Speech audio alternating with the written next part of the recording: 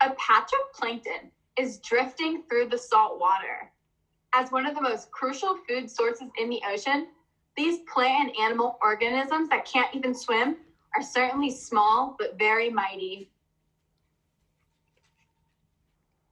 This particular patch of plankton is floating through the euphotic zone, or the sunlight zone. There are two bright and beautiful jellyfish in its path, and these plankton are right on time for lunch. As the plankton pass through, the jellyfish use nematocysts, or stinging cells. They have, which is like a venom that they can use to immobilize their prey. They then use oral arms, which are with the tentacles, to guide the food into their mouth. The digestive system of the jellyfish is very simple. Some could even call it incomplete. They have a single cavity, the gastrovascular cavity, which serves as the stomach and intestines. The nutrients are absorbed by the gastrodermis. The cells in the inner body cavity work to direct the nutrient throughout the jelly's body. The waste goes out of its mouth, which also serves as the anus, as it is the only opening. The remainder of the plankton that didn't become jellyfish lunch drift 20 meters towards a different part of the euphotic zone, where they come across a coral reef, eager for a snack. The coral reef prepare themselves for the first snack of the day. Inside most polyps are tiny algae called zooxanthellae. Corals have a symbiotic relationship with this algae that uses energy from the sun to photosynthesize, producing most of what the coral eats.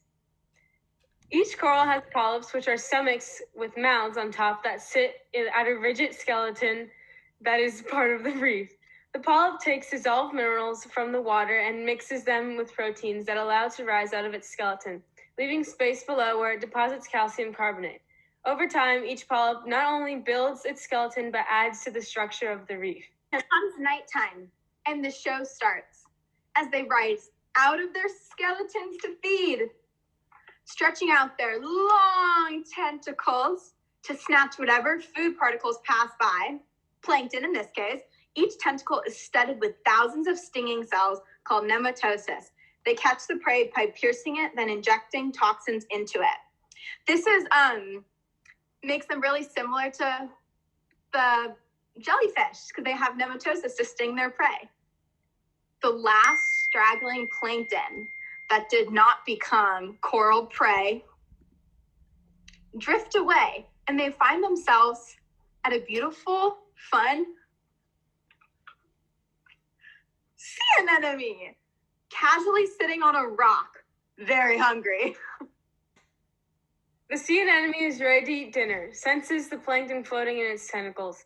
The anemone then uses the tentacles around their central mouth, right around here, to sting and paralyze their prey.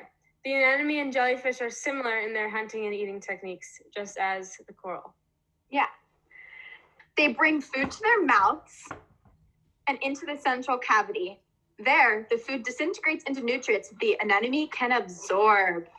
When the anemone's prey has shells or other hard parts, they expel the waste out of the mouth, which, like a jellyfish, is also the anus. The last standing plankton in this patch of plankton that have been drifting together meander off into the blue abyss, where tomorrow they can few more cnidarians and other marine animals. The end. Thank you.